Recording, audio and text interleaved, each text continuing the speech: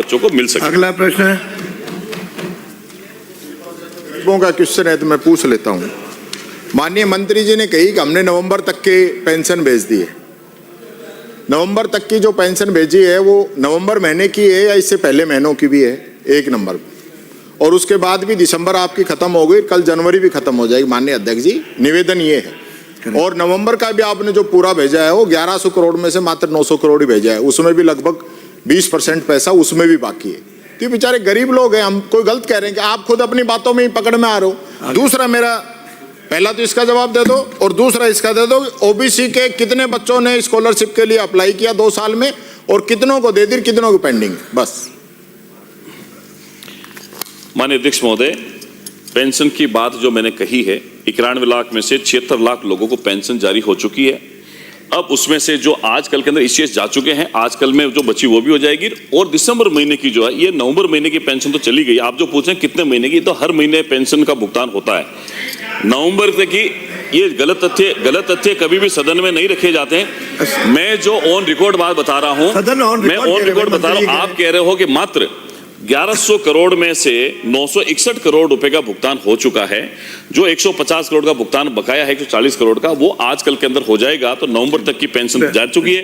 दिसंबर के 1105 करोड़ रुपए के बिल जो है, प्रति महीने 1000 से 1100 करोड़ के बिल जो है वो जाते हैं।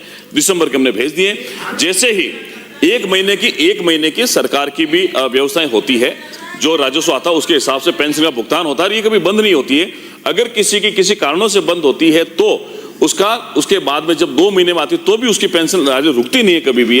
हमने इसमें सुधार किया है माननीय अध्यक्ष महोदय। इसलिए कभी कभार व्यक्ति जो है पेंशन का वेरिफिकेशन नहीं करवा पाता है, और हमने एक और अभी नया प्रोविजन कर दिया है। आज हमने दिसंबर महीने में अगर किसी की पेंशन वेरिफिकेशन कराई है, जनवरी में किसी लाभार्थी की अगर डेथ हो जाती है किसी कारणों से, लेकिन वेरिफिकेशन नहीं होने के कारण से जब दोबारा वेरिफिकेशन नवंबर दिसंबर में होगा, तब तो 10 महीने की पेंशन उसको गलत तरीके से मिलती है।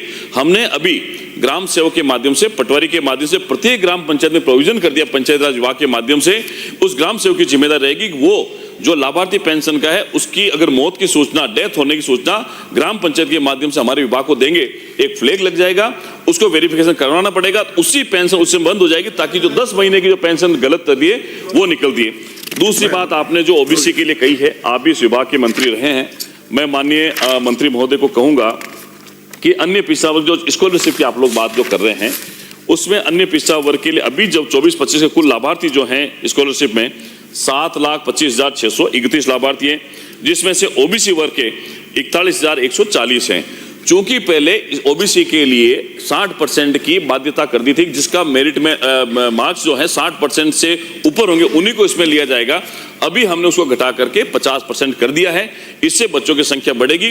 और हमारी सरकार ने निश्चित ही हम माननीय मुख्यमंत्री महोदय से आग्रह किया है कि राजस्थान के बजट में ओबीसी वर्ग के लिए भी जिस तरीके से एससी और एसटी के लिए उनको जो स्कॉलरशिप मिलती है, उनकी जो क्राइटेरिया उसको बढ़ा करके ओबीसी वर्ग को भी इसका सम्मान दिया जाना चाहिए। और हमें उम्मीद है कि आने वाले समय में ओबीसी वर्ग के लिए भी एक अच्छी योजना लाई जाएगी। अगला प्रश्न है कि गोपीचंद मीणा।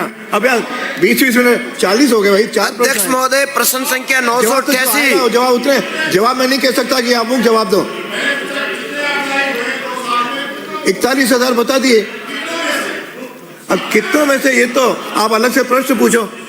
गोपीचंद मीणा। प्रश्न संख्या माननीय अध्यक्ष महोदय,